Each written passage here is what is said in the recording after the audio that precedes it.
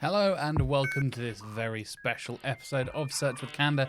I am your host, Jack Chambers-Ward, and as I said, it's a very special episode because this is our live podcast from Brighton. This is the crossover podcast that I, representing Search with Candour, and Sarah and Tazmin, representing the SEO Mindset podcast, did in front of a live sold-out audience in Brighton just before Brighton SEO back on Wednesday, the 2nd of October. So if you weren't able to attend in person, I know I said that a few weeks ago, you can watch it on this channel. Of course, if you're listening, you will get the full audio as well. There are some visual elements and things like that, but I'm sure it will still work as an audio podcast. Don't worry. I have tweaked and fixed the audio. It's not quite the same studio quality that I'm used to here, sat in the Candour studio, but it is still good enough. I hope that you will still be able to enjoy all of the content from Sarah, Tazmin, me, and our participants in the audience as well, because we got some fantastic feedback, advice, tips, all that kind of questions even from the audience live in the Globe Room, which is in the projects in Brighton. And yeah, hopefully you enjoy that content. It's all about career planning and how to do that without stressing yourself out and without getting too overwhelmed. So stay tuned for that, coming up in a couple of minutes after a word from our sponsors. A huge thank you to SE Ranking for sponsoring this week's episode of Search with Candour. SE Ranking is the company behind the powerful and intuitive SEO platform trusted by millions of agencies, businesses, and SEO professionals since 2013. With a robust toolkit, SE Ranking empowers SEO professionals around the world to excel at executing their strategies. Key features include the rank tracker, which provides accurate and up-to-date keyword rankings, as well as the competitive and keyword research tools that offer deep insights into market trends and competitor strategies. The platform's AI-powered SEO insights leverage advanced machine learning to deliver actionable recommendations, streamlining the process and letting you outrank your competition. The backlink checker and monitoring tool enables you to analyze backlink profiles and monitor their status, ensuring you've got a very healthy link building strategy. SE Ranking have launched their AI Overviews tracking feature. It's a brand new tool that allows you to track AI search engine snippets that will help you see how you stack up against your competitors in Google's AI enhanced search features. The tool supports you in identifying your rivals in the snippets, analyzing their content, and detecting new opportunities for strategic decisions. Click the link in the video description down below or in the show notes if you're listening to this episode. And a huge thank you to SE Ranking for sponsoring us here at Search with Candour. If you're not already using or you don't know what AlsoAsked is, let me give you 3 reasons you should be using it. Number 1, AlsoAsked gives you the intent blueprint directly from Google to help you make the best possible content. You get live pre-clustered searcher questions that are bang up to date, the majority of which aren't available from big keyword research tools. This is for any country or any language that Google supports, and you can quickly download it and export it in graphical or text format. Number 2, AlsoAsked's timeline feature shows you when a topic's intent has changed. This lets you know when you need to refresh and update your content, and crucially, what has changed, what people are asking right now. Number 3, AlsoAsked's API allows you to integrate with popular tools like Screaming Frog and ChatGPT to automate tasks like content gap discovery. Set it up with Screaming Frog and you can press a button to get a list of questions your content misses on every single URL. You can try AlsoAsked for free right now. Just go and put a search term in the box. Everybody gets 90 searches per month for free. You don't even need an account. If you do want to sign up, you can cancel at any time with the monthly account, or if you do want to commit to an annual account, you'll get an additional 20% off. If you're still unsure, check out some of the brilliant case studies and guides below this video. Hello and welcome to the 4th live podcast, which is like crazy. And I think this is our fullest audience yet. So yeah, thank you so much for coming. And also there are people here that have been from the start. So thank you so much for coming along each time. We very much appreciate that. So yeah, are we excited for the live podcast both? Go. I mean, the audience is excited for you. Wonderful. So before we get started with the live podcast, and we're talking about career planning without the overwhelm, because it's very overwhelming. So you'll go away today knowing how to do that. But before we do, just a couple of things. So this is a collaboration between the SEO Mindset podcast and the Search with Candour podcast. So can I get a hands up who's familiar with the SEO Mindset podcast? Oh, nice. Strong numbers. Strong numbers. Now, Tazmin just letting everyone said it's not a competition. You've absolutely just made this a competition. okay, Jackie, you think you're going to have more or less? Higher or lower? I'll go higher. Okay, hands up. And they'll do it for spite me, and no hands will go up. Hands up who's heard of the Search of Candour podcast. Oh. There is more. Tazmin, we need to work on our marketing. By the end of this evening. You've all heard of both, right? Yeah. Wonderful stuff. So, chat. I can't even say your name. Hey, Sarah. That's a strong start, isn't it? Jack. Hello. For those who don't know about Search with Candour, tell us. It is a weekly marketing and SEO podcast that is available on Spotify, YouTube. I've started doing video stuff now, thank God, beginning of 2024. And I basically interview the best, the brightest. I've seen a few familiar faces who have been on the podcast before in the room. And yeah, we talk about all kinds of stuff, from specific recommendations for GA4 attribution models all the way through to how the neuroscience of marketing works and how you need to understand how your message is going to be perceived in other languages. We cover a bunch of different topics with a bunch of different guests. And yeah, it comes out every week on Monday morning. You can go and check it out. Like I said, Spotify, YouTube, all that kind of stuff. Lovely stuff. Tazmin, your turn. Do the SEO. We really need to sell it by the looks of the hands. So Now this it's is a your time competition. to shine. On a serious note, we started this podcast because we had heard so many people in the community struggling with things like confidence, imposter syndrome, burnout, and everyone was talking about it, that it was a thing, but there didn't seem to be much in the form of resources to help the community. So that's where it started. There is a mission behind all of the joviality behind it, but it's the SEO Mindset podcast. It doesn't talk about SEO. Despite the name. Despite the name. We dabble. We dabble. Did we dabble? Well, You dabble a bit more than I do. Experience-wise, when we share. We share. So it is all about personal development and well-being, which I think is really, really needed in the community. And should we tell them? Wow, you've got to tell people about your Ikigai. So unlike Jack, we came with a gift. How rude. See, that would have got you the really vote. If we do the votes competitive. at the end, then now they've got gifts from you. Right, hands up who has dabbled with Ikigai.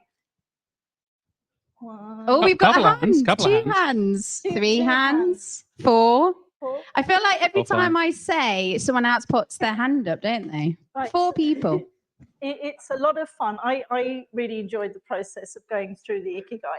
So it is a Japanese concept helping you find the career and life that you're seeking of purpose and fulfillment. And on everyone's chair, you will see a handout like this. In fact, you will see 5. And at the back of the handout, there will be a QR code, which will take you to a very short presentation on how to work through the process. The reason you have 5 is 1 is for you and 4 are for friends. So tomorrow, when you're at Brighton, hand it out to 4 friends so that they too can go through that. And what I found is, and we'll talk about this, the closer you can get to a life which is aligned with who you are, the easier it is to be confident, less imposter syndrome, and burnout just goes out the window.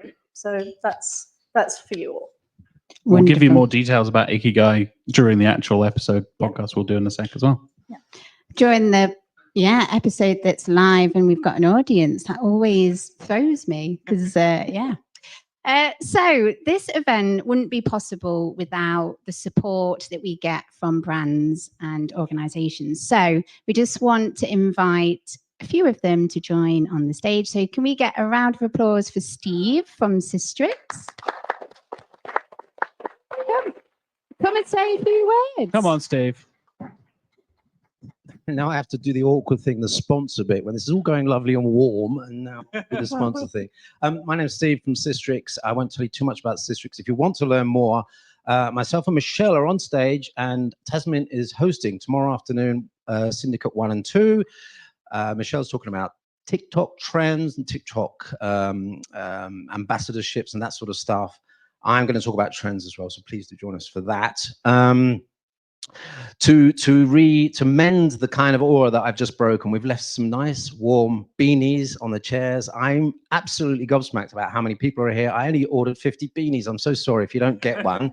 Have a word with me and we'll sort it out for you. I hope you don't need them the next couple of days. That's it for me. Enjoy the podcast, and I hope to see you around the next 2 days. Thank you. Woo. Thank you, Steve. Thank you, Steve. And then we have another thank you, and that is Majestic, because the pizza and the food that you've been eating, they are our food and drink sponsors. I can't see your face, Steve. Oh, We have another you popped. Steve. Another Steve. Go on, Steve. He's running. It's only Steve's allowed for our sponsors. Yeah, thank you. So it is limited to Steve's. Fine name.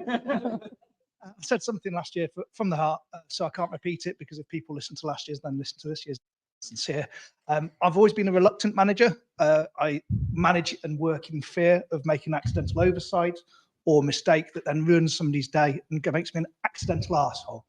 So it's with great reluctance I went into management, and I share that to try to make the point that for me, mindfulness and what's being shared here is one of the core foundations, along with the passion for self-development, which you all clearly share, for career development and personal well-being.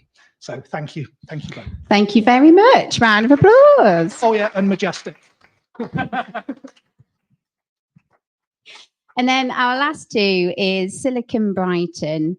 So Cameron, who is behind doing all the technical things, part of Silicon Brighton, but Silicon Brighton do loads of events around Brighton, around tech, around, I know they do well-being and stuff as well, so it feels like we fit in really well with those guys, and they've really helped us work with the venue here and find everything, get everything organized and find a home for us in Brighton, because none of the three of us are local to Brighton, so it's quite intimidating being like, we need to find a venue, we need to work out where we're going to do we have enough chairs? And Silicon Brighton's been really helpful supporting us and getting events sorted. and this is being live streamed as well, and that's possible. Wave at the camera. Yeah, there's the camera.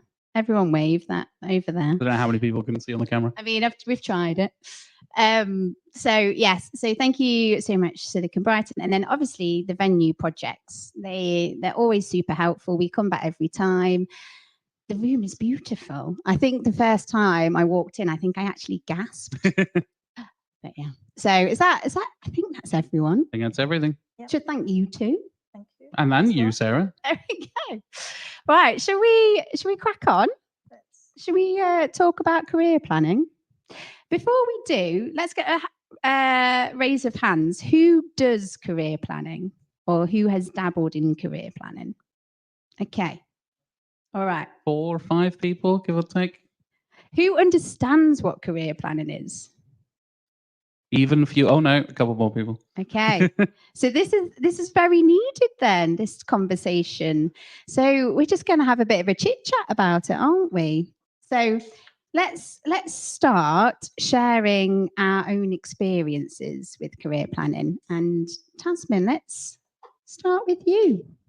I think way back when career planning, you had one lesson that you went to the careers advisor with, and they didn't know you, you didn't know them, and they gave some stupid advice that you came out thinking, I'm even more confused than when I started. At one point, I wanted to be a marine biologist. I don't know why I wanted to be a marine biologist. I can barely swim.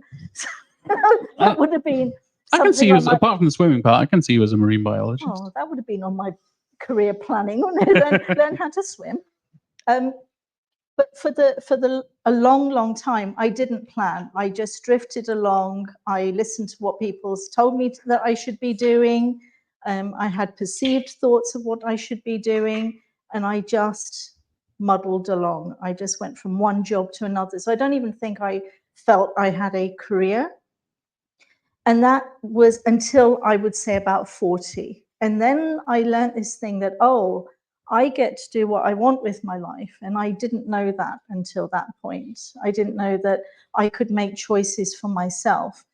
And I slowly started understanding that there are things that I am naturally good at and things that I naturally like doing.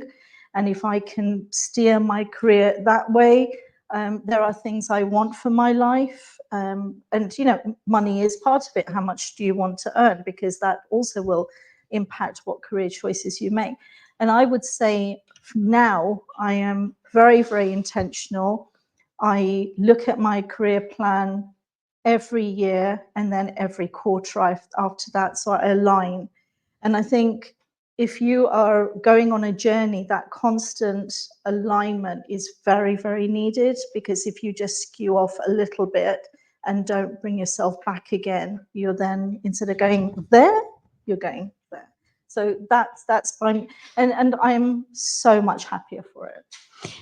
I suppose, and I think me and Jack are going to be similar, because I have never been a planner. So career planning is something that has been more on my radar now, because I want to be more intentional. So I feel a little bit torn sometimes, because for me personally, I'm a bit of a yes person. I can't say no. And I think that works because me saying yes has opened the door to new experiences. And I think one of the reasons why I'm one of the reasons why I'm sat here right now is because I've said yes. Like, I've never really planned, because I found it overwhelming. I am starting to be different now, because I'm in a place where I know what I like to do, and I know what I wanted to do more of. So I know that I need to be more intentional and make more of it, because the more intentional I am, the more of the right opportunities will come my way. And I don't know if you're similar, Jack. Yeah, I think you, like you said, you and I are very similar. We're not planners at all. And I am totally guilty of that for the first 30 years of my life, pretty much. But the most recent career move I made, which is where I am now at Candour, that was a very conscious decision for me to, as you were saying there, Tazmin, like align more with my goals, my values and stuff. The previous job I had, they essentially tried to double my salary overnight to keep me employed, and actually was like, okay, that's a lot of money. I literally had the, like, it would have to be stupid money. And the boss was like, well, what's stupid money then? That amount, I guess. And actually chose the lower salary to come and work at Candour, because it felt like the right move for me at the time, and it has turned out to be. It's the reason I'm sat here, as you were saying, Sarah. There's that element of bringing what my outside interests were, so things like my creative side and the podcasting and all that kind of thing, along with the SEO and marketing job I was already doing. And that was like, okay, this is now a conscious decision to progress my career. Because previously, I kind of just stuck in a job until it was no longer available. Basically, a bunch of companies have gone out of business or been merged or taken over or whatever it was. And I would just be the last man standing of like, everyone else left for that other company. And there's me sat there like, well, I'm the last person here. I guess you're going to fire me now, right? Because there's nobody else left to fire. So, well, okay. And it was the first time I'd consciously made a decision to move from one job to another without losing my job. And it felt like, okay, this is actual planning now. And this was 3 years ago. And it's been a conscious decision for me since to think how I can then go forward and kind of plan my ideas and what I want to see from my career internally as well. Sounds like you're very loyal. Yeah, a bit too much, some might say. I stick around with things even though I probably should have moved on for some things, but yeah. I mean, that's common, really. Like, I think everyone in this audience is stuck at something a bit too long because, you're hopeful that it's going to change, or you're not quite ready to move on. So I think Yeah. I mean, is there anything else that we want to, because we're going to go on to talk about why career planning is overwhelming. But I suppose the first question I asked about, like, if people knew what career planning was, and not a lot of hands were raised, maybe we should quickly sort of say what we think career planning is. I think one of the things, just wanted to pick up on something you said about saying yes and exploring, and you were saying about, and I think when you're younger, go off and find out different things, gather the data, have those experiences, figure out what do I like, what don't I like. You won't know until you try. So it's not as if, you know, the minute you step out of university, you've got, or whatever route you've taken, that you've got to have it all mapped out. Some people do, some people don't, and that's fine. But I think it's not so much career planning, it's holistic planning. So when I sit down with my goals and what do I want to achieve this year, next year, it is holistically. Okay, so so it's not just career work. No, it's no, because my husband and I were talking about this yesterday, that if I worked longer hours in my business, could I achieve more? Yes, I could. But I would lose something. I would lose the relationship I have with him in the way it is. I would lose the peace in my home. I would lose, you know, I wouldn't like not being able to cook for my family, because that's part of who I am. So it's that holistic lifestyle that you're searching for. And one would argue, I would argue, that if we talk about not having enough energy, but if you know yourself and align your life with what energizes you, and then you know what career you feel energized with, and then that energy is like constantly being, what's the word, perpetual? Is that the right word? Sounds fancy, go with it. Right? It's a little bit like a flywheel. So you in yourself are gaining more and more energy, and then you and your career, again, it's giving you energy, and you and your relationships is giving you energy. So your whole life is energizing, rather than, oh, I hate my job, so I'm going to go off and do some self-care, but then that also drains me, and now I've got to find time for date night, and everything just becomes hard work. But when you plan your life in a way that you know who you are, and you know what your values are, and you know what energizes you, then it doesn't become such a chore. And I mean, I've got to be careful saying this term, but if you're doing stuff that energizes you, or doing stuff that you enjoy, I don't want to sound, Yeah. sorry, don't want to sound cliche, but work doesn't feel like work? No.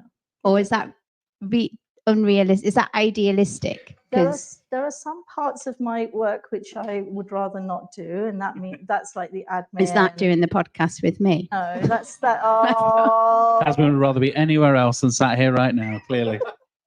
Just didn't want to say it out loud. I love doing a podcast with you, and that's a story in itself. But You tell to your therapist every week. you know what? I was thinking, oh, I really missed Jack last time when he wasn't here. I'm not so sure now. Should we get Willow? Get on speed dial. We'll start a hashtag bring Willow back. Like Bring Willow back. But yeah, admin and finances, don't like doing that bit, but the rest of it's great. Yeah. Jack, career planning, you describe it. For me, I used the term like conscious decision earlier, and I think that was the biggest part for me, where it's not like letting other people decide where my jobs are going and where I'm going to work next and what kind of role I'm going to go for and all that kind of stuff. When I realized I could do something that I actually cared about, as you said, Tazmin, like aligning your passions with your work, I was like, oh, I could get paid to do a podcast. That's crazy. Basically, no one gets to do that, which is very cool. And like I said, the conversation I had with my previous employer was the whole like, yeah, sure, we'll set up a podcast for you to keep you happy and all this kind of stuff.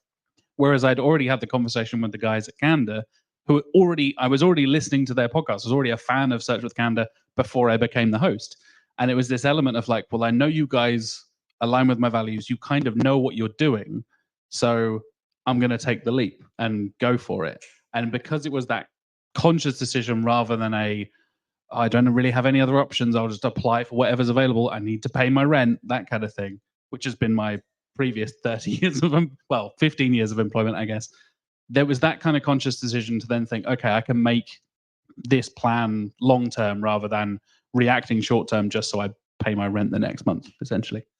I completely agree with what you both have said. And it was a turning point for me when I realized work can be something that you enjoy. Yeah. And you can do more things that you do enjoy. And something that I've realized is I think I might have been unintentionally career planning. Because if I look back at all my most recent steps, so back in my student days, I got into student radio, flipping loved it, saw myself as a bit of a radio DJ. I can see that. Yeah, thank definitely. you. Never happened, but it's fine. But you can see how then I transitioned into podcasting. And I think we had this conversation it was one of our podcast episodes where we were talking about public speaking, and something that I've realized that I enjoy is performance. So I've come from like a dance performing arts background because that's creative and I enjoy it and that's good fun. But something that I've realized is performance can come in lots of other ways. Podcasting, for example. I'm very aware that I'm going to derail myself. What am I talking about?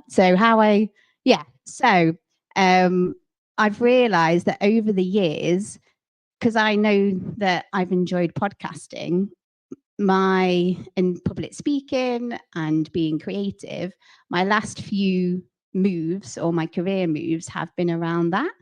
And I just want to urge other people that it's about something that we talk about a lot on the podcast is self-awareness, isn't it? Yes. Being reflective, knowing what you enjoy doing, what brings you passion, but you can not to sound idealistic, and I don't think it's idealistic. I think you can definitely do that more in your career, which is the whole point of career planning. Yeah. Agreed. Okay, so we've talked about what it is, our experiences. Should we touch on why we find it overwhelming? Does anyone want to lead? Yeah, I think for me, it's that I keep using the term decision, but I'm terrible at making decisions. I am not a very good, spontaneous decision maker. And then as we said earlier, don't take the time to plan in advance to then make a proper decision. You said gathering data earlier, Tazmin. I think that's a hugely important thing. I totally apply in my marketing principles, but then didn't apply to myself. And then I was thinking of getting that element of having the data behind that decision, because it's a big life decision. You could hate the next job. You could have a terrible manager. We've all had terrible managers. We've all had terrible bosses. And there's that element of, well, I'm stuck in this terrible job now. What do I do? And then you have to go through the whole job application process again or find something else or whatever it is. So there is a lot of fear. And I think for me, the fear of rejection of applying to jobs and getting rejected over and over again, or just not hearing anything back at all. There's that initial push of well, this could all go very badly. I could get rejected multiple times, so I'm just not going to bother. And that for me was what was really putting me off going for that next job, going for that promotion, whatever it is, having those awkward conversations where you feel like you need to put yourself out there. Rejection is hard. And that's a hot take, Sarah. Yeah. All right. I agree. Yeah, absolutely. Rejection is, and I think it comes with being more resilient, I suppose, doesn't it? It is it's really easy to be sat here being go out of your comfort zone, push yourself, try things. If you get rejected, push yourself. Plenty more fish in the sea and all that kind of stuff, right? Yeah. They don't deserve you. Yeah. But it gets easier the more you do it, and the better you get at reframing, and that takes practice. And, you know, sometimes we then make that rejection into something else.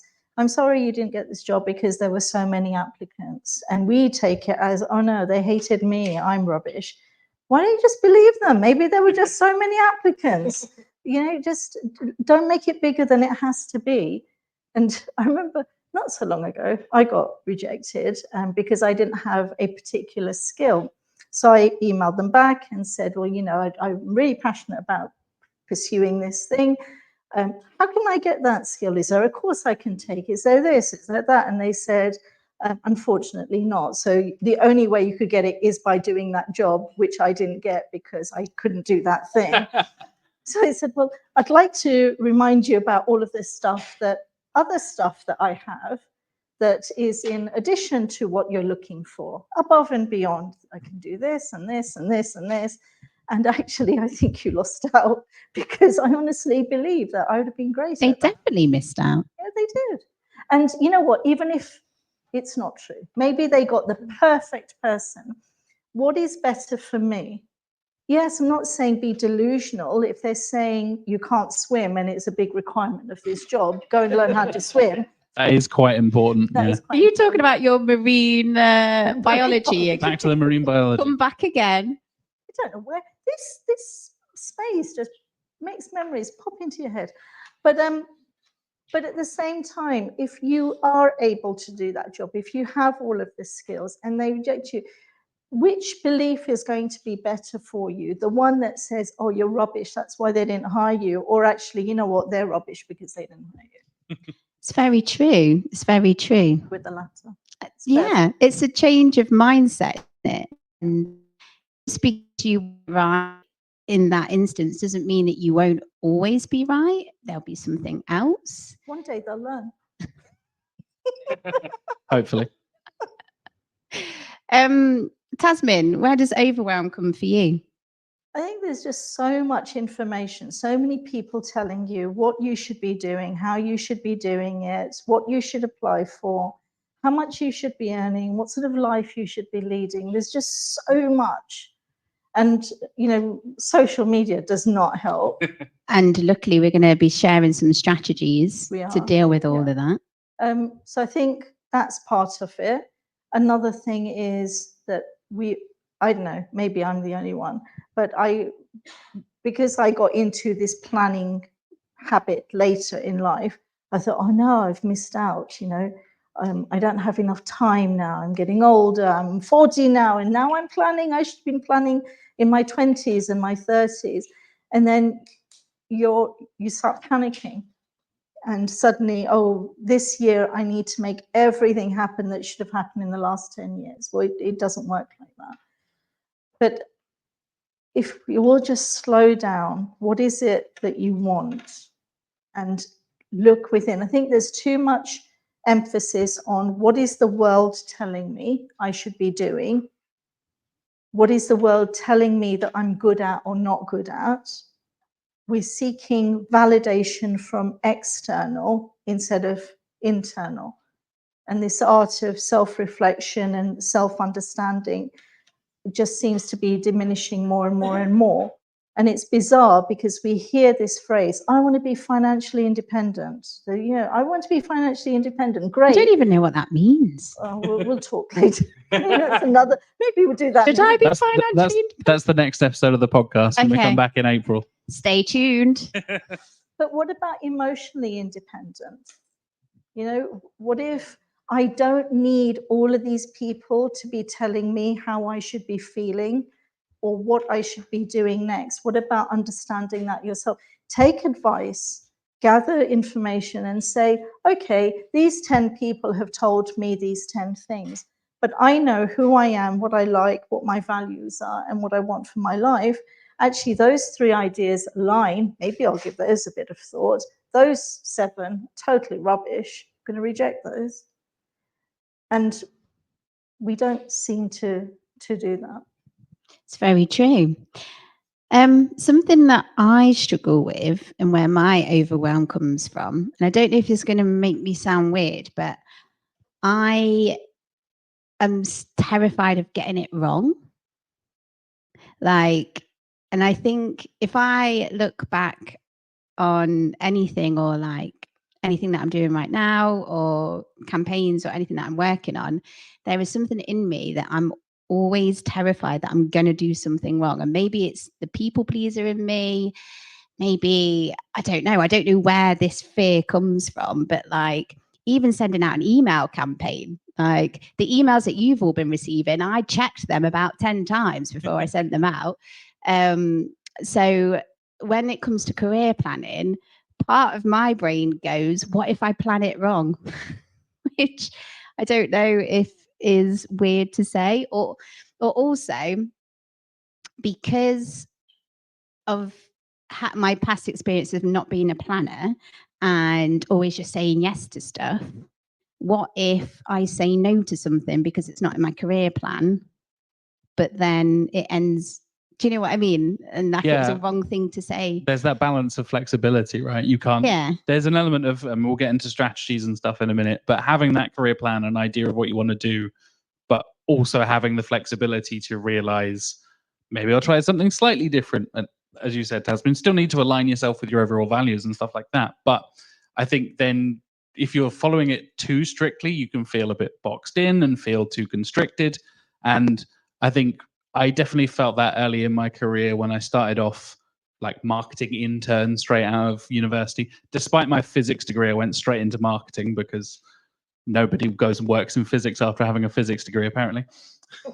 But yeah, I went into marketing and communications and stuff like that. And it was a weird kind of, I don't know what I'm doing with my life, and ended up working in student accommodation, then an international school, then building the website for that international school. And that's how I learned digital marketing skills. And none of that was planned. But I feel like if I was like, okay, I'm going to go for this and go for this, I would have felt very intimidated if I'd have really boxed myself in at 21 years old or whatever it was when I came out of university. And I think having that flexibility to kind of go with the flow, especially when you're young and you have that ability to kind of not worry about mortgages and kids and pets or whatever it is, that kind of thing.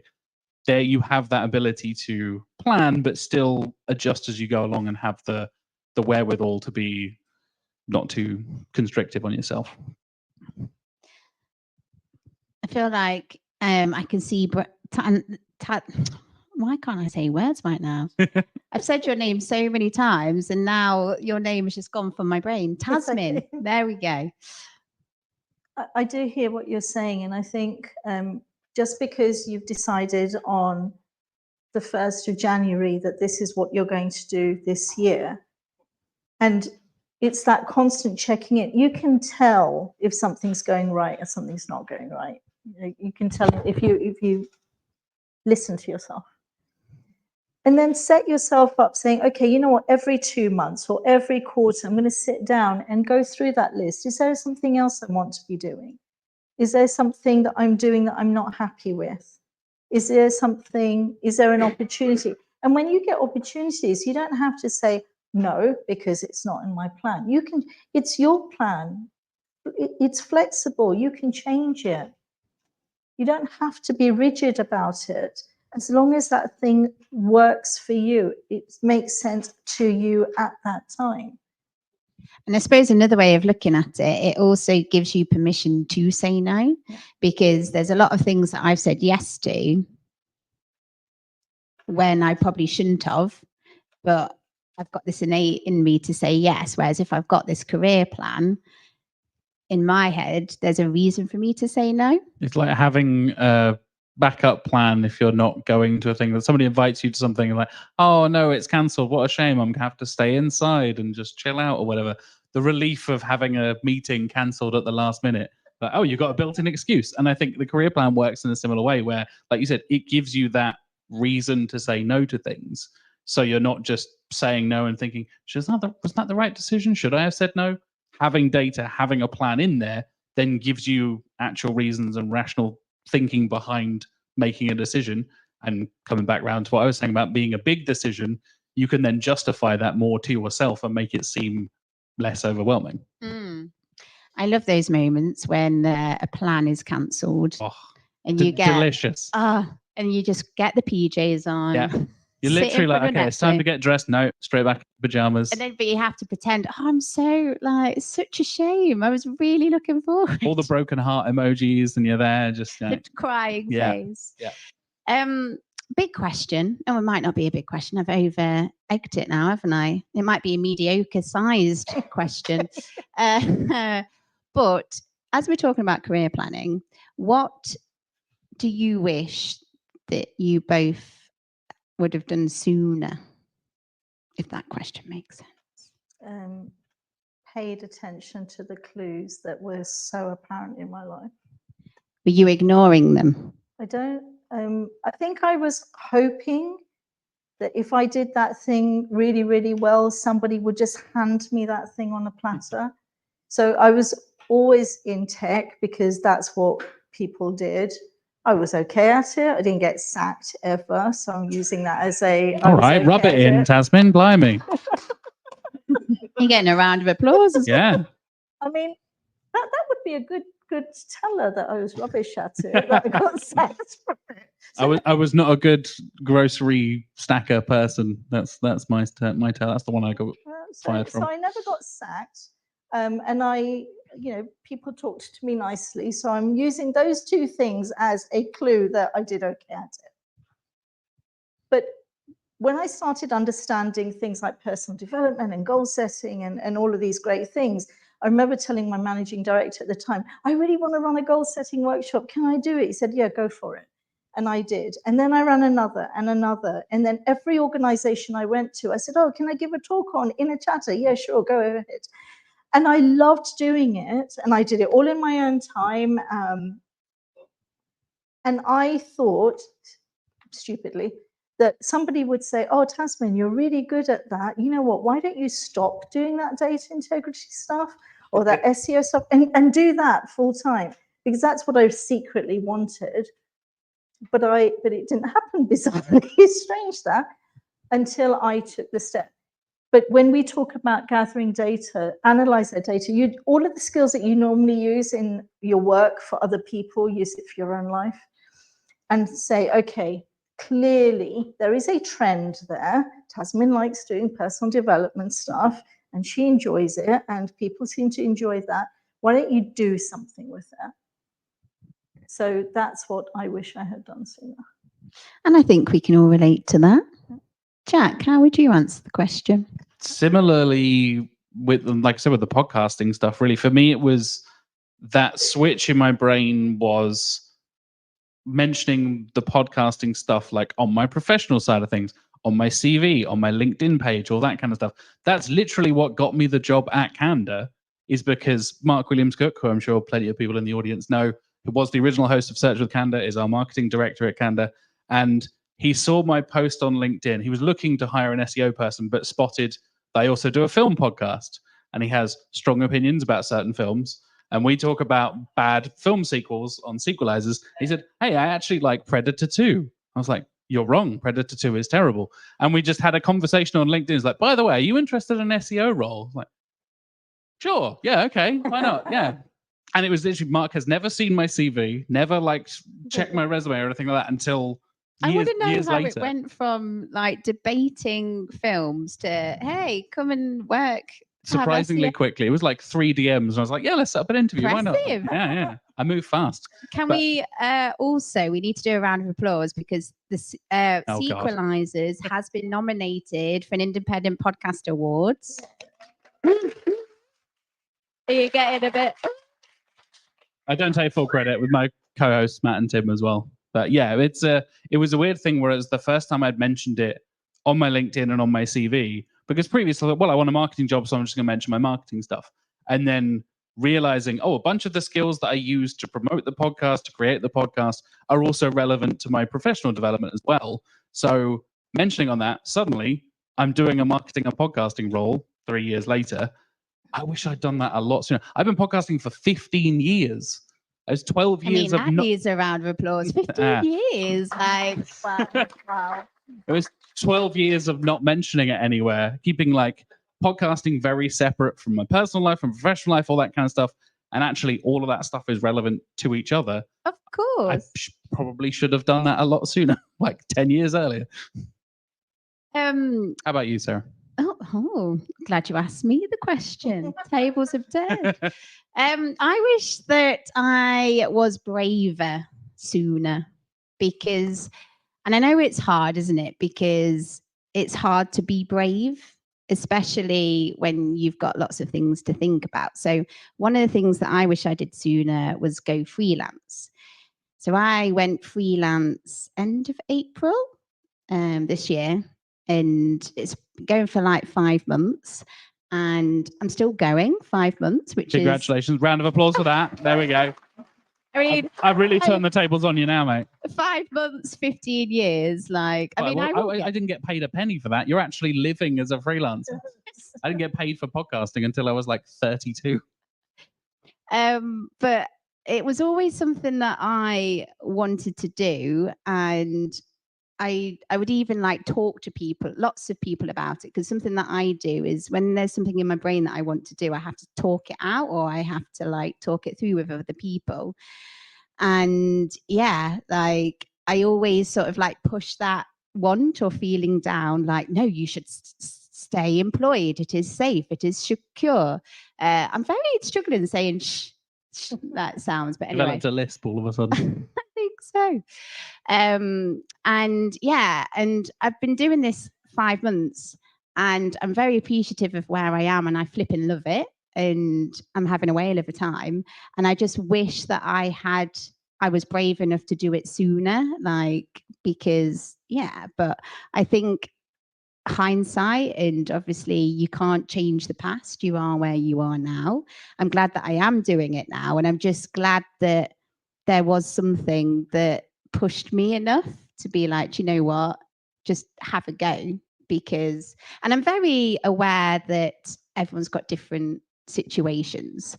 Like I don't have kids, like I don't own a house, like I could be a bit risky. I don't know why I looked at you then, Jack. I can be a bit risky. I have pets in a house, so I don't have any kids. So well, when I said there's still risky, big decisions. I think that comes round to the big decision thing, right? I mean, pets are like, they are my kids, really. Yeah, there you go, your fur babies. Exactly.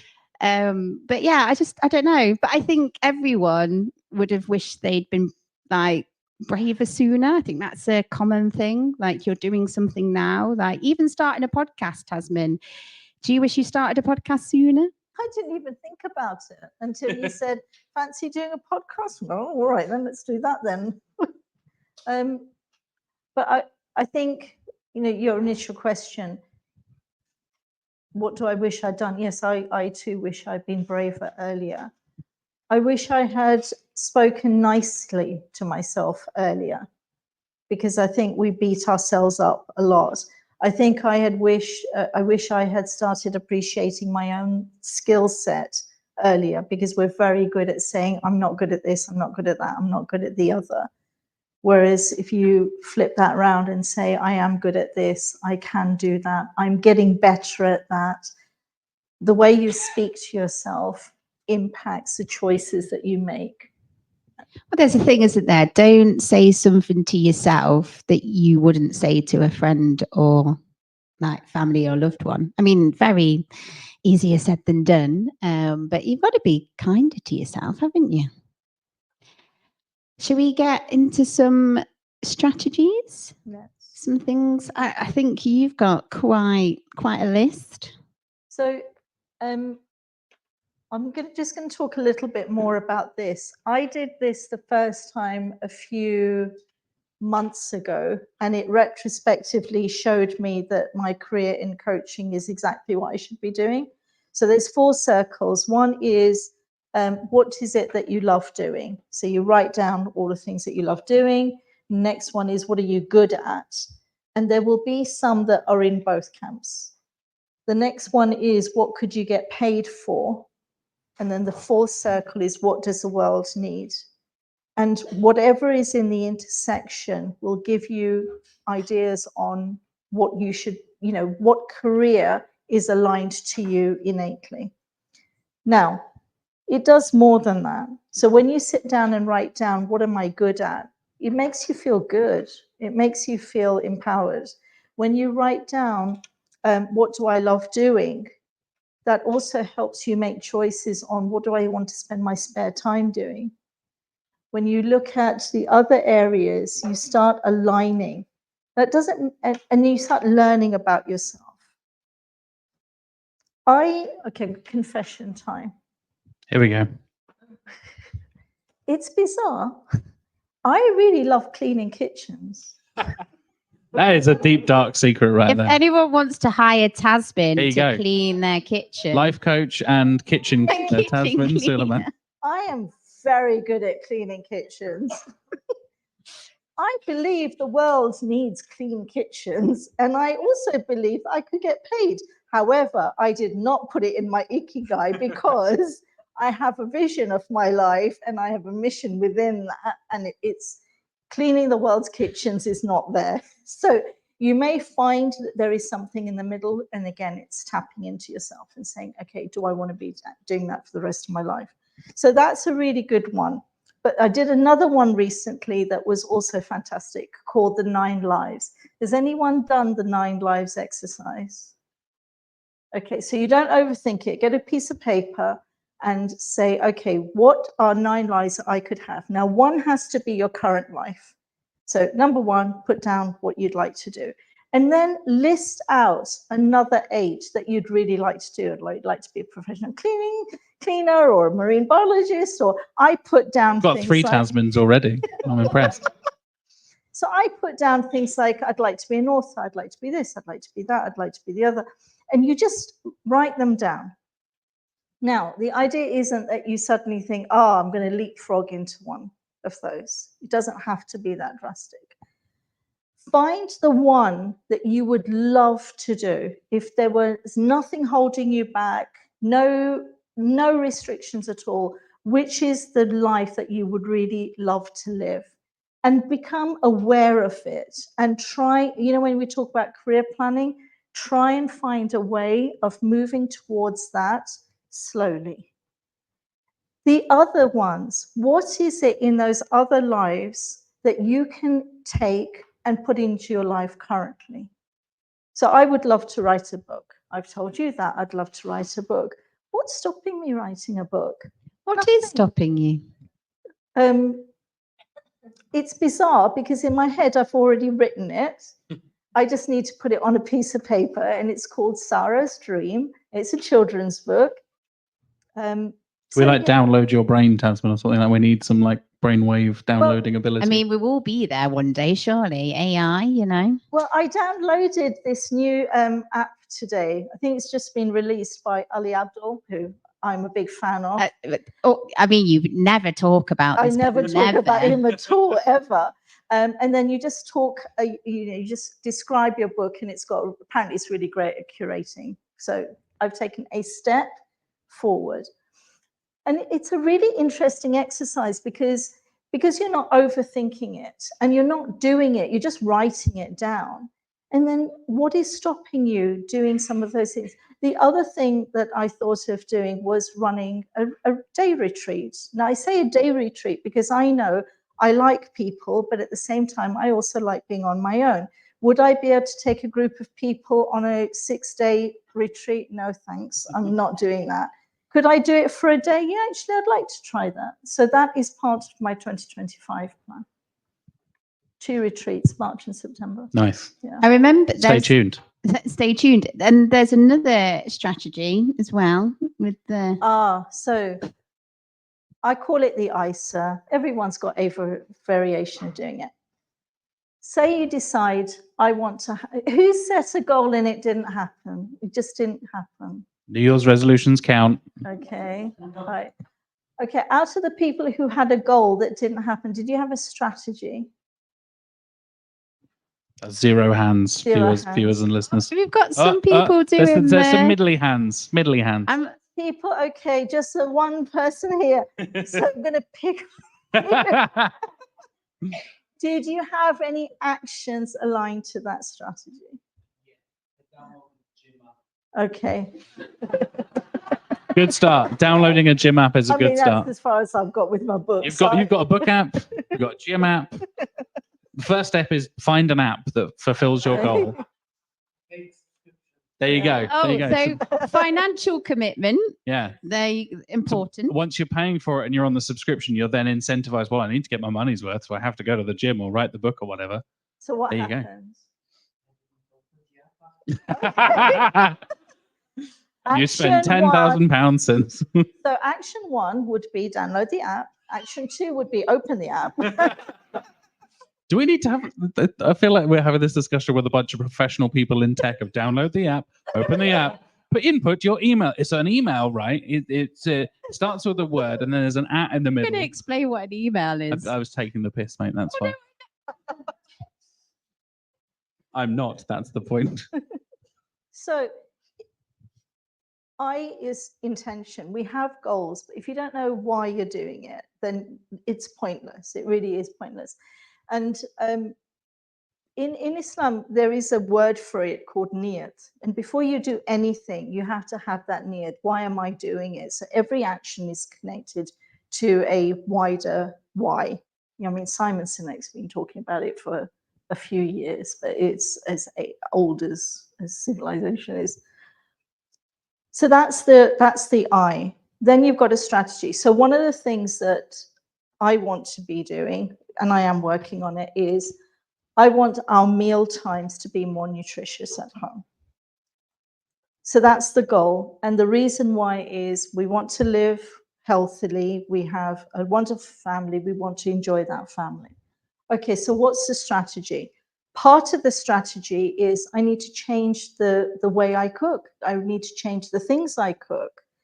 The action is every week I'm going to cook one new recipe and then work out the nutritional information on it. So I slowly start collecting a bank of recipes that replace the not so nutritional food that I cook. So there is an intention, there is a strategy. Part of that is the cooking, and the action is cook one recipe a week. And sometimes, because we don't go through that process, now all I have to worry about is cooking one recipe a week. That's it. Another part of the strategy is moving more. I don't like going to the gym. I know I'm not going to do it, but I love walking. All right, so I'm going to walk more. How often am I going to walk? That's in the plan. How am I going to make it fun? Also, my buddy's advice, make everything fun. I like listening to audiobooks. So that's my plan, that I will be walking every Saturday, twice during the week and once during the weekend, and I'll be listening to my audiobook. Now all I have to do is that. And if I keep doing that, the goal takes care of itself. There you go. ISA, remember ISA? Nice. And what does the ISA stand for again? Intention, strategy, action. There you go. Jack, hit us with your strategies. Collecting the data we were talking about earlier, because it's all easy. Like I said, using your marketing skills. A bunch of us know how to use various different tools, including SISTRIX and Majestic, who sponsor us here. Shout out to the Steves. And we're so used to seeing data, handling data, analyzing data, all that kind of stuff. But if you don't collect data on yourself and your career, then you have nothing to make those decisions we were talking about earlier. And for me, it's been a very it takes a lot of effort to think about, okay, this went well, this went poorly, and actually writing that down and tracking it and seeing what's changed, what's happened here, why did that fail, why did that go well, and literally saying, okay, maybe this isn't for me. Like when I first got into digital marketing, I was doing everything. It was a bit of web design, it was a bit of PPC, it was SEO, it was bits and pieces. Turns out I don't like PPC, and I ended up not working in PPC. I went towards SEO because I made that decision of like, well, that's the bit I don't like. And I'm aware that I don't like that because it's a very stressful, lots of clients hassling me and things like that. So I kind of kept track of that. I have a little like spreadsheet thing. And I was like, okay, I don't like that. I actually prefer the SEO side of things, like copywriting, that kind of thing. I'm going to lean more towards that side of thing. And that also comes with what I know we've talked about in the live podcast before, that Yay folder that I know we bring up fairly regularly, where you're keeping track of feedback you get from managers, feedback from clients, whatever it is, friends, family. Oh, I saw you did a really cool thing the other day. That was amazing. And they tell you that. keep track of that somewhere, screenshots, keep it in a Google Doc, whatever you have to do. So when you're going for that next job or that next promotion, it's not literally just the stuff on your CV or your resume. Then in the interview, you're like, oh yeah, I did do that thing 2 years ago that was the most successful campaign we've ever had, or something like that. Triggering those little memory things and actually keeping track of your successes and your accomplishments and learning from your failures, I think is a conscious decision rather than, I think that went really well, but actually having data behind it to then push yourself to go for that dream job, go for that thing. And also when it comes to dream jobs, pay attention to who works there, what they do, what their values are. If you really want to work for Google or Apple or whatever it is, be aware of who works there, what they do, what the company values are, pay attention, be part of their community, all that kind of stuff. Collect data about the places you want to work for, the clients you want to work with, and then use that data to make decisions to progress further. I really want to know why you didn't enjoy PPC. I had some annoying clients that I will not name on a podcast. Give us the tea. Spill the tea. We'll do a live podcast after dark thing. After hours. Great strategies. Do you want some of my strategies? Please do. It's going to be really awkward if you both say no, because then where do we move on from that? We need to get like a yay from the audience to encourage you. Do you want to hear Sarah's strategy? There we go. You can't say no now. I know, and it has to be really good, doesn't it? So no pressure. So 2 things.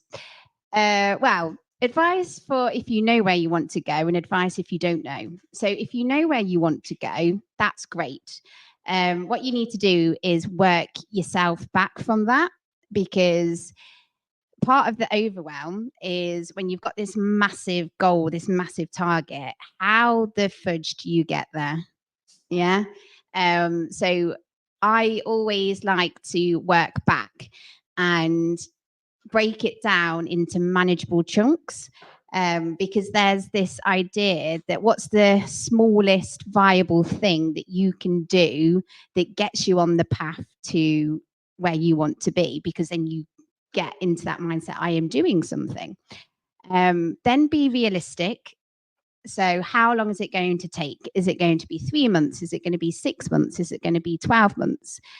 Once you've put an idea in, always add more time, because I don't know about everyone else here, but I always think I can do so much. I feel like I'm a superhero, and I can do so much in this. You are, Sarah. You are. Thank you.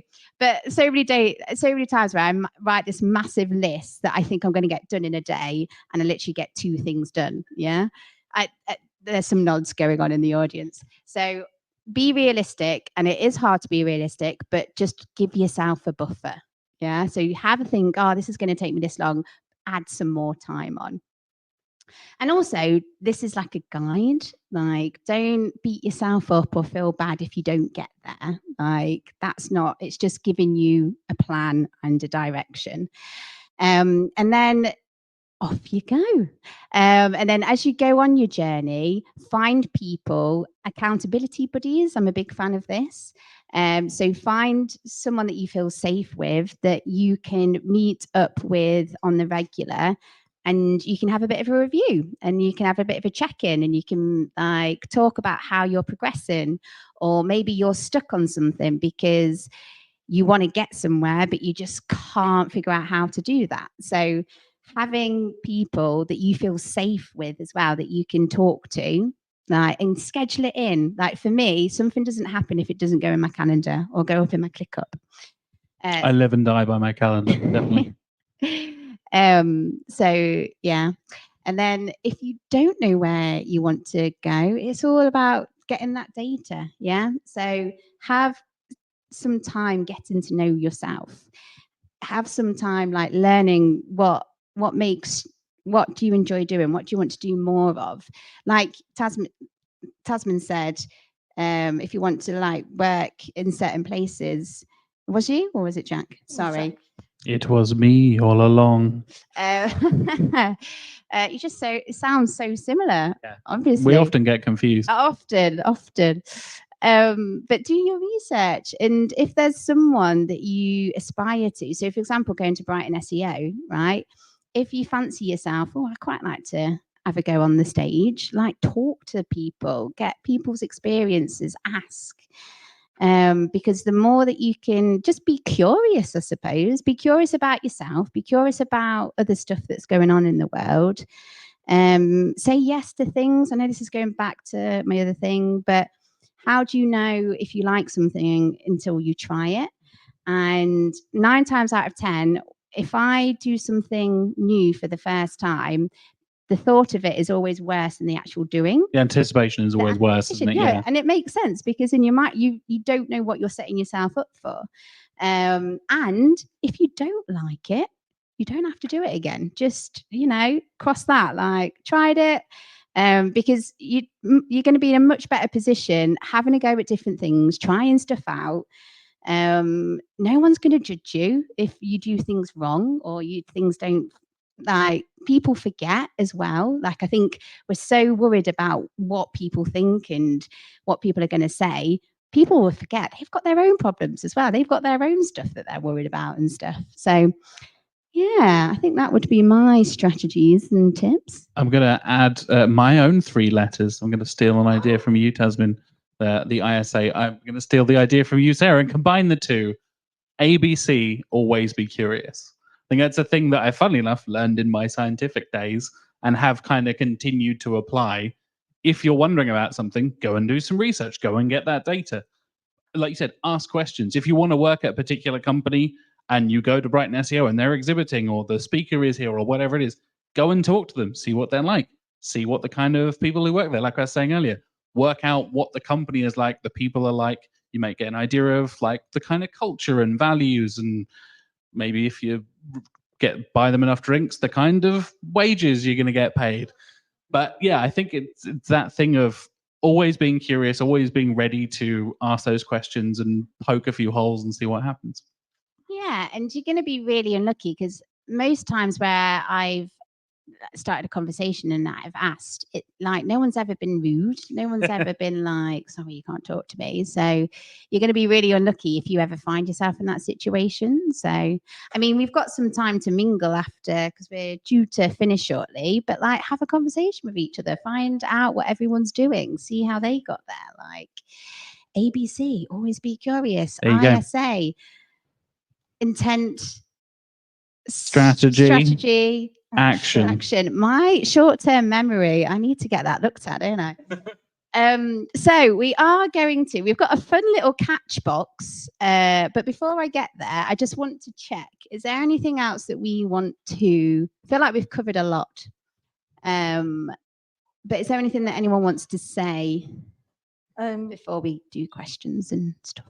Bizarrely, we said that this wouldn't, this is about career planning without overwhelm, and we've just given you loads of things to think about. It's coming up to the end of the year. Give yourself half a day. Sit down with your phone, your calendar, review your year. What have you enjoyed doing this year? What do you wish that you had done? And then going into next year, pick one thing. If you can do one thing that gets you closer to the career that you are seeking, you're going to have more of a chance getting it done if you pick 1 or 2. Don't try and do everything at once. Give yourself a pat on the back for trying and take that step. That would be what I would end with. Very nice. Jack, not to put you on the spot, but anything else? I'm sticking with always be curious, to be honest. I mean, yeah, that's my final line. I'm ready for Catchbox. I'm ready. Right. So, so this part we open it out and we say it's Q&A, but people just end up sharing their own experiences, stories. It's an open, honest, safe space. People can share stories. Hopefully you've gotten that impression from the fact that we've been talking about it for the last 45 minutes or so. So this is a safe space. Yeah, everyone's definitely. Supportive and friendly. So Catchbox, you got to catch it. That's exciting, isn't it? It's a foam cube with the microphone on the top. You will need to speak into the bit in the top very closely to get caught by it, but it's a lot of fun. Any questions you have on career planning, anything you'd like to share about it, it'd be great to hear. Any hands up? Any Oh, we've ideas? got Oh, front at the front row. Oh, Sarah is going to go putting doing it those over. dancing skills to work, ready to throw that catch box. I'll throw it. You ready? I'll put my microphone down. Probably a good idea. Oh, hey, we got it. Nice. Just to echo what I think what you were saying about before you can plan anything, you've got to do your research. Like I've had what they call a rich and diverse portfolio career. Worked in healthcare, and somehow found working for one of the world's largest employers, the NHS. And like now I'm a freelancer and I can be my own boss, like from being a small cog. I've done lots of other things, failed at lots of other things. Can you put the box closer to your mouth, please, Chris? Oh, do I have to? Oh, it's actually an actual microphone. Yeah, it's not just a box for fun. It's a real microphone. It's actual technology, mate. Sort of, It is. It's cool. It's really cool. I like the catch box. So yeah, There we just go. basically you've got to do your research, explore the world before you can start even thinking about planning. That's, I think, just to echo what you said, really. Yeah, curiosity. So, with freelancing, what are you doing? SEO, Ah, nice. How long have you been freelancing for? 16 years. wow. Not a rich man, but a free man. Brilliant. That deserves a round of applause. Okay, is anyone up for sharing anything? Anyone want to ask anything? Anyone? I see a lot of familiar faces shying away from me right now. To throw. Just there you go. Hey, lovely catch. Well done. Oh, yeah, I got a question for the panel. Yeah, how would you any tips for people to deal with things like comparisons?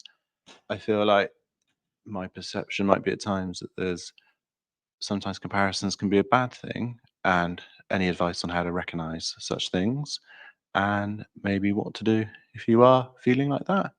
Because it sort of feels like at times there's a bit of pressure on people to do certain things, and not everyone has to do the same thing. Yeah, are you comparing yourself to other people? Is that what you mean in similar industries and things like that? Not me personally, I mean, in at general. this moment in time, but yeah, definitely something I've come across in the past without going into too much detail. But yeah, you definitely see that.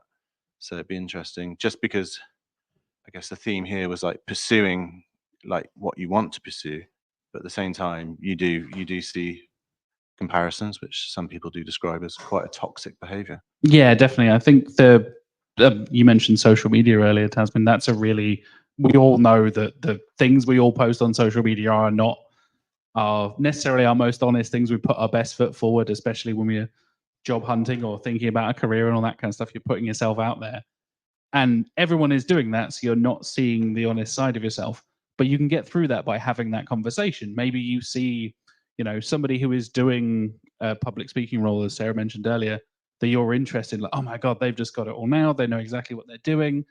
I've started comparing myself to them.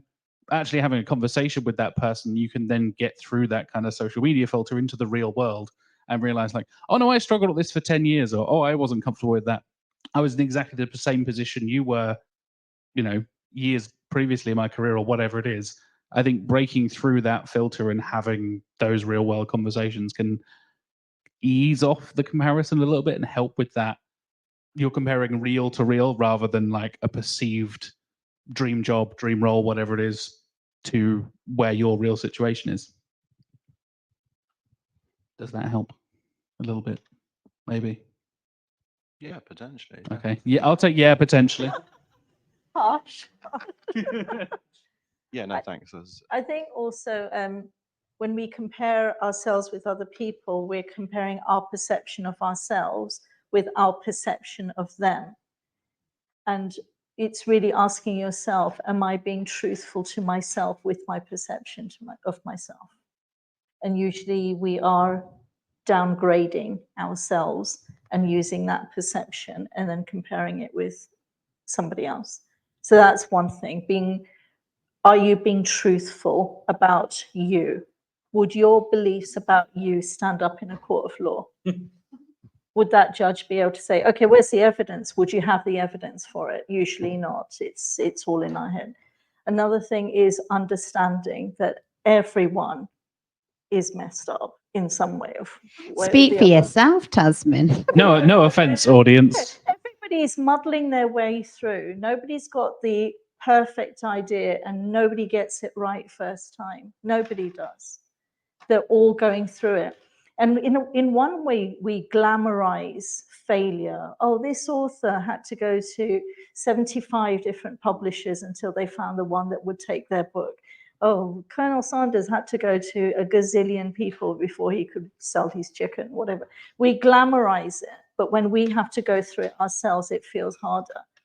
And most people who have succeeded will say, I've been through 10 years, 15 years, 20 years of failure to get there. So we're all muddling our way through. So it's being honest about your own perception of yourself and being realistic about other people. I was going to say, is that survivorship bias? But that's probably going off topic. But I think that was really helpful. Like, sort of definitely a bit of a paradigm shift in my mind there, how sort of approaching that quandary. Thank you. Hands. Oh, we've got lots of A very enthusiastic hand at the back there. So we've got. Oh. Go for the big throw. Everybody duck. You can do it. Oh. Hey! Highlight of the podcast, and it's not on video. Whether or not I can live up to the catch, I'm not sure. This isn't necessarily a concept that works for everyone, but it's a business concept from Simon Sinek. The concepts of the finite and the infinite game. And two really salient examples of that are Apple and Microsoft. Microsoft is always comparing themselves against Apple, whereas Apple never does. It's always about being the better version of the company that it was 2 or 3 years ago. And again, to speak to Tazmin's concept, sometimes we need to externalize ourselves and almost think of ourselves as a company or as something that is not us as an individual, to see, okay, how can I be incrementally better than I was 2 years ago, 3 years ago, yesterday, rather than that comparison. Because in Simon Sinek's concept of the finite and the infinite game, right? The people who are playing the finite game always lose. Whereas there is really no way to lose if you're playing an infinite game.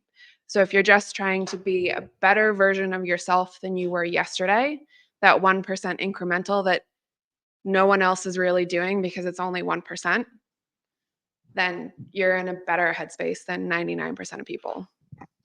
That's really good. I mean, yeah. Round of applause. Nice. And I would add to that, every goal that you set for yourself, every challenge that comes your way, ask yourself, what is this challenge enabling me to do?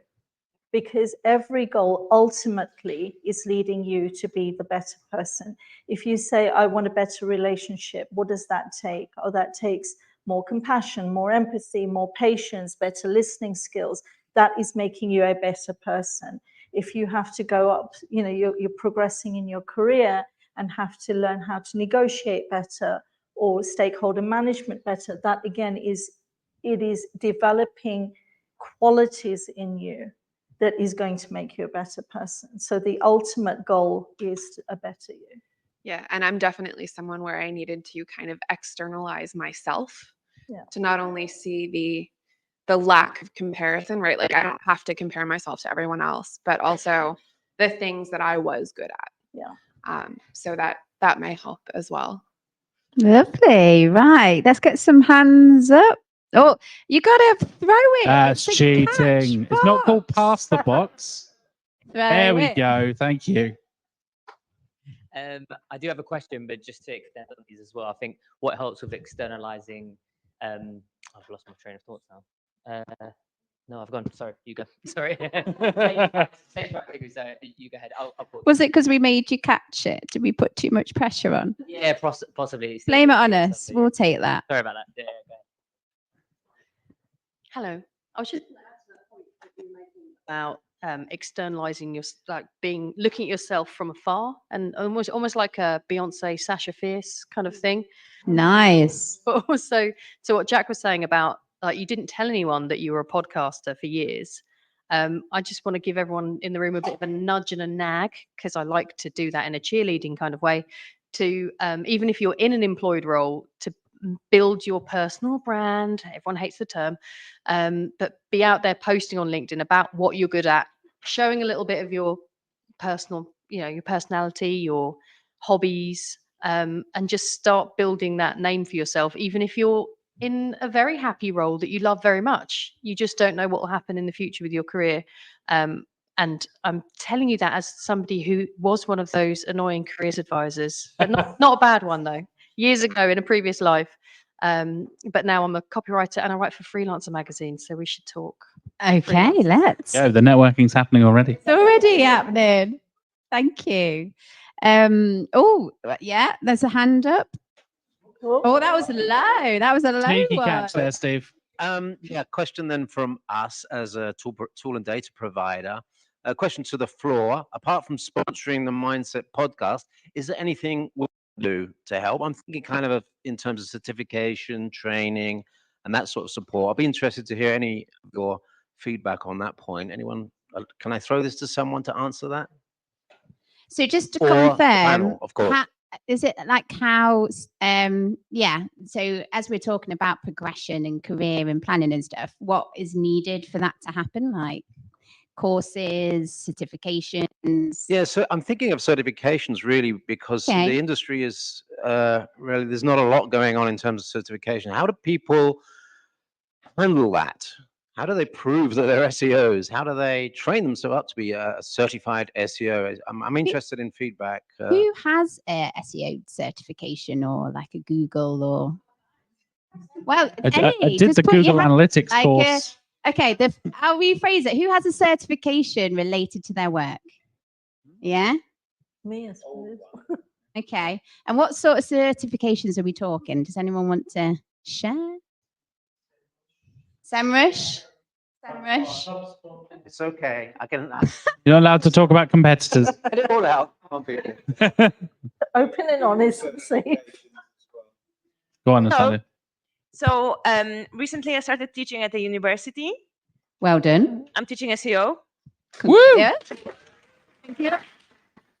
I've not finished university myself because I procrastinated with my thesis, so I don't have a diploma myself.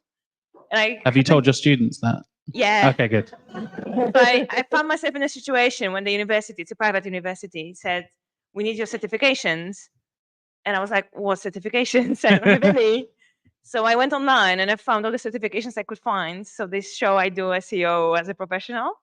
And in a day, I just passed them all. So, So you are good then. an SEO. I have a SEMrush one. And then some were paid and I didn't just decide not to pay. And it was enough. So they got me in the last moment because they were like, okay, she's got certifications. But I think there's a gap in the market to have tiers of certifications. So potentially the first one is for everyone to just pass on a day.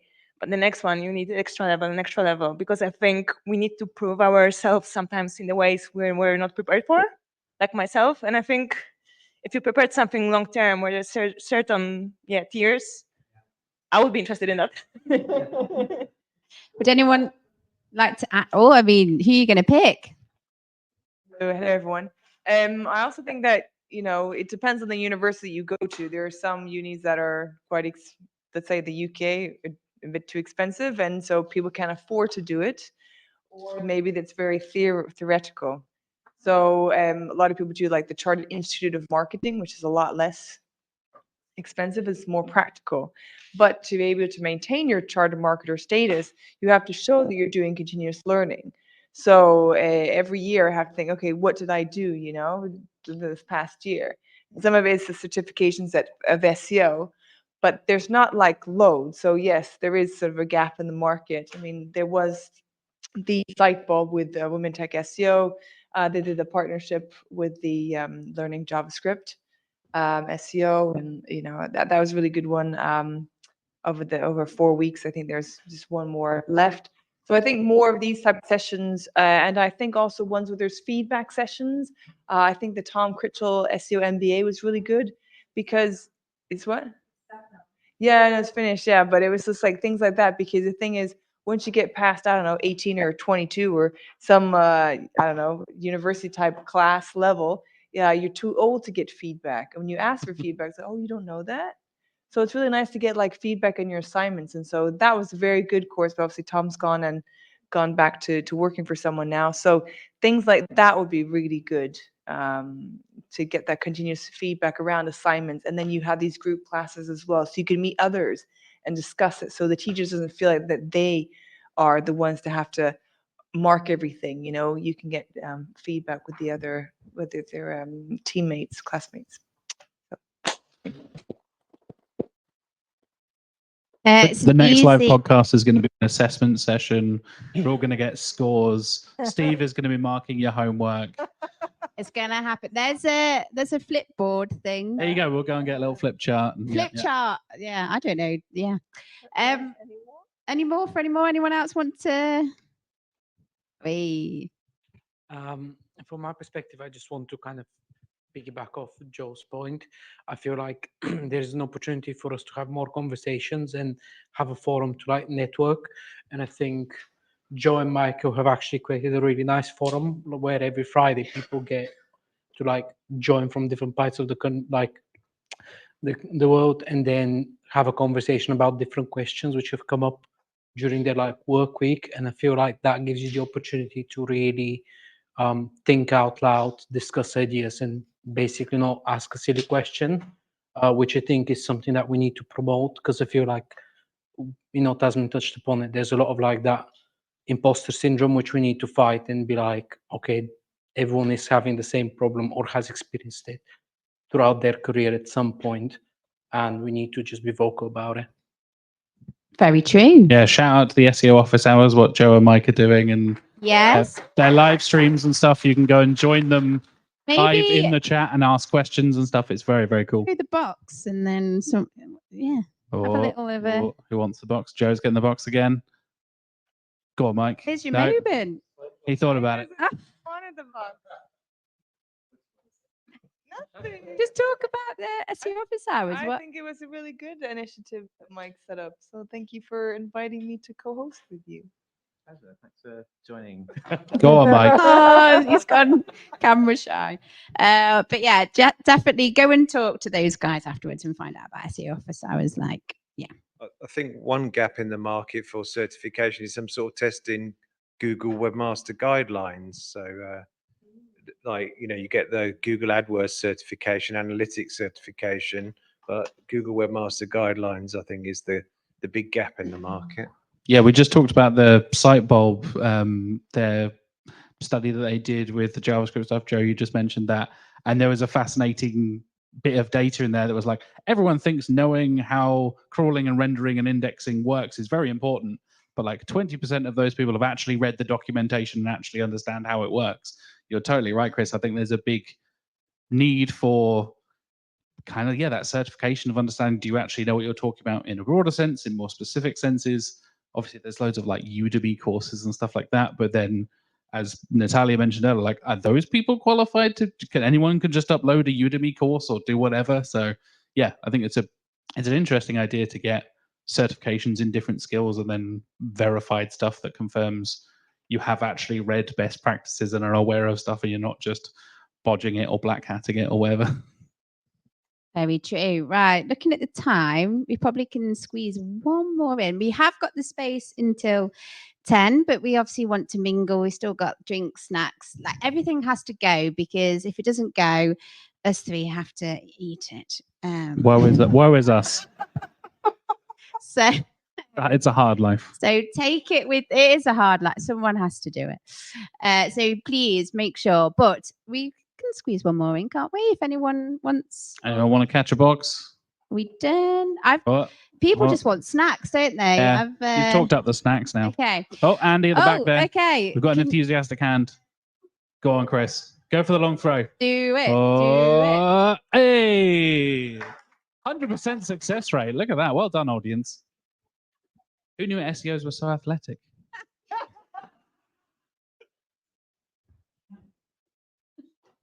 one thing that I've sort of like learned from my experience, because I only got into SEO five years ago, is really when setting career goals was making sure that I didn't jump ahead of myself too much. So, you know, early into my SEO management, I had a young, career-driven executive, and her career goal was to become a CEO. And that was, at this point in her career, unattainable, because like, okay, how are you do that? She didn't.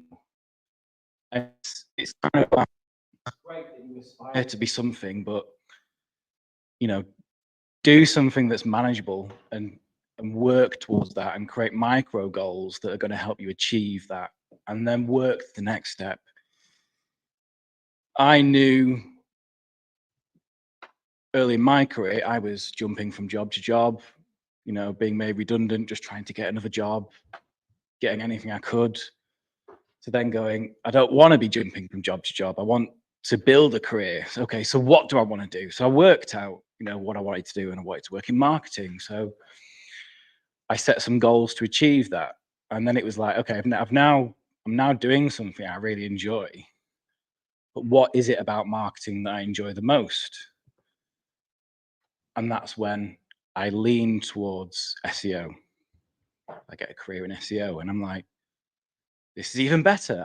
This is the stuff that I really enjoy doing. I'm a problem solver. I feel like this is for me.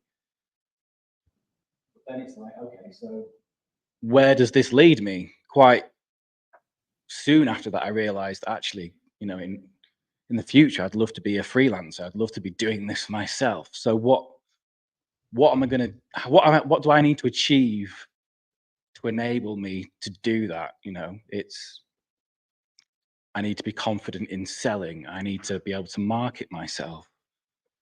I have to be confident that I can do as good a job as anyone else out there. You know, I don't want to bullshit it until I kind of make it, you know. I have to have years worth of connections. So I'm going to create my own micro goals to enable my confidence to go ahead and achieve it.